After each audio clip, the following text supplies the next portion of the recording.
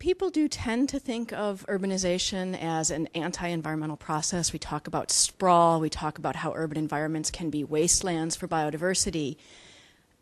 Again, I think it's a much more complicated story. If we're going to have 10 to 12 billion people on the planet, we actually have to ask how it makes sense to distribute them.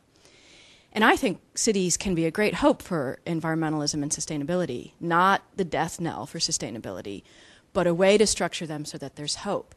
If we were to spread 10 billion people evenly across the landscape, then in some sense we're not leaving space for any other species, for those species that need large ranges that haven't been compromised by people in some way.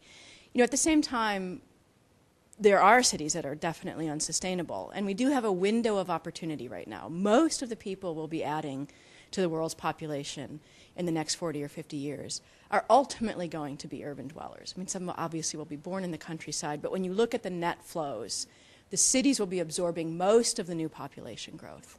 So we're going to start getting rapidly exploding cities, and we have this very narrow window of opportunity to ask how we want to configure them, both so that the cities themselves are livable and wonderful and can be shared with other species, but also so that they don't compromise the environment of the hinterlands. But again, I see cities as a great hope.